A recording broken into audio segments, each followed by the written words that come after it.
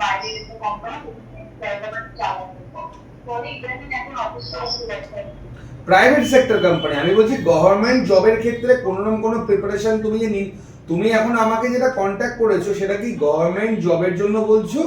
সেই বিষয়ে আমি তোমাকে কাউন্সিলিং করাবো, না নন গভর্নমেন্ট মানে প্রাইভেট অর্গানাইজেশন যেসব ফার্মগুলো রয়েছে বা সেমি গভর্নমেন্ট বা কোন বিষয়? না আমি তোমার যে ক্রাইটেরিয়াটা রয়েছে সেটাকে সম্পূর্ণ আরো অ্যানালাইসিস করে আমি তোমাকে সাজেশন করব, তোমার কোনটা ইয়ে আছে সেটাকে ক্লিয়ার করো। গভর্নমেন্ট জবের ক্ষেত্রে বলছো?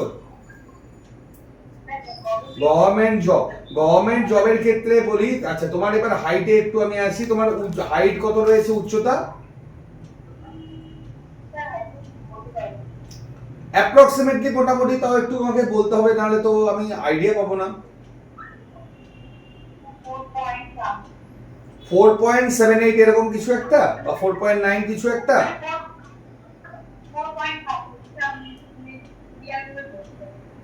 আচ্ছা, তুমি আমাকে এই নাম্বারে পরবর্তীতে হোয়াটসঅ্যাপও করে রাখতে পারো, আমি তোমাকে সেই হিসাবে তোমাকে বলে দেবো, অসুবিধা নেই।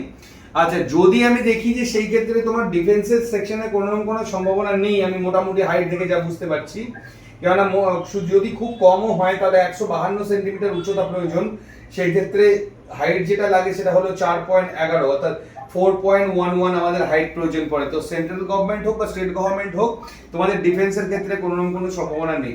এবার নন ডিফেন্সের যে সকল এক্সামগুলো রয়েছে তার মধ্যে প্রচুর স্কোপস রয়েছে, যেহেতু তোমার 85% মার্কস রয়েছে, তো আই বিলিভ যে তুমি পড়াশোনাতেও হয়তো খুব ভালো, সেই ক্ষেত্রে তোমার রেলওয়েজের যে প্রিপারেশনটা আছে, তুমি রেলওয়েজের প্রিপারেশনটা তুমি ইজিলি করতে পারবে।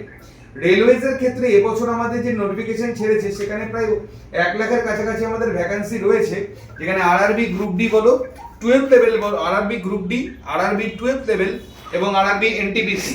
এনটিপিসি বলতে সম্পূর্ণ গ্র্যাজুয়েট লেভেল, তোমাদের যেটা 12